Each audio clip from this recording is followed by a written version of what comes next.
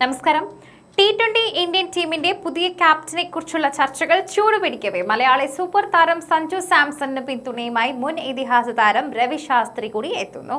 പലരും എത്തുന്നതിന്റെ കൂട്ടത്തിൽ തന്നെയാണ് രവി ശാസ്ത്രിയുടെ വാക്കുകൾ കൂടി സോഷ്യൽ മീഡിയയിൽ ഇപ്പോൾ ചലഞ്ചിങ് ആയി തന്നെ മാറുന്നത്.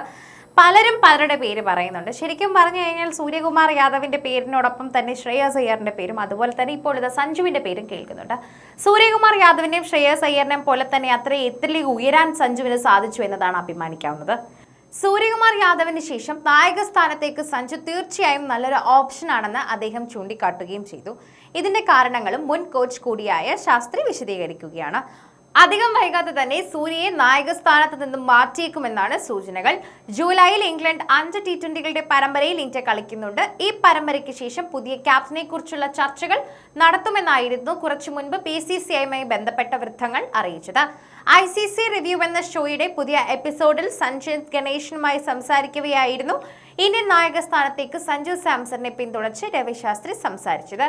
സൂര്യകുമാർ യാദവ് എങ്ങനെ മുന്നോട്ട് പോകുന്നു എന്നതിനെ ആശ്രയിച്ച് 2028 അടുത്ത T20 ലോകകപ്പിന് മുൻപ് ഇന്ത്യ പുതിയൊരു ക്യാപ്റ്റനെ അന്വേഷിച്ചേക്കാനുള്ള സാധ്യതകളുണ്ട് എന്നാണ് രവി ശാസ്ത്രി അദ്ദേഹത്തിന്റെ വാക്കുകളും അറിവും കൊണ്ട് വെളിപ്പെടുത്തുന്ന ചില സൂചനകളിൽ പറയുന്ന ഒരു കാര്യം.